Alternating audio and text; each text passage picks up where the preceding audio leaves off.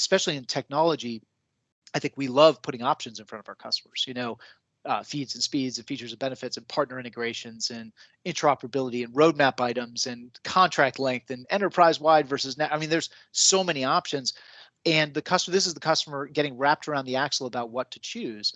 And as Barry Schwartz talks about in his great book, The Paradox of Choice, in a world where everything looks good to our customers, that's a recipe for the customer doing nothing, because what they don't want to do is pick the wrong thing. Yep. The customer is very afraid, if I proceed with this version of the proposal, I don't want to realize in 6 months I should have included this, and we chose not to, and we don't realize the full benefits. So that's the first fear of failure.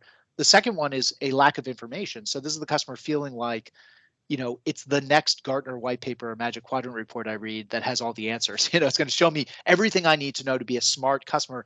Because let's face it, especially in around technology purchases, these are often purchases customers will only ever make once in their careers, especially big.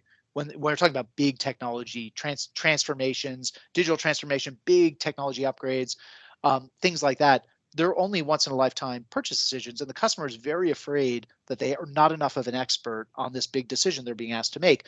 And what they cannot afford to have happen is that they didn't do enough research. They didn't leave any stone unturned, and they find out later they should have bought X, Y, or Z. They should have done more homework. It turns out the vendor overpromised and under delivered. And then the third fear of failure is called outcome uncertainty. This is where the customer feels like they might not realize the full benefits of the purchase. They might not see the full ROI you're projecting, the cost savings, the risk mitigation, the market share capture, whatever the outcome is we're selling to our customers. It's their fear that we might not get that. And that's very powerful for customers where they're looking at, gosh, I built a business case for my CFO on saving millions of dollars or 10x ROI or whatever it is. And if that doesn't come to pass, somebody will be called to task for that. And it's going to be me because my name's on the contract.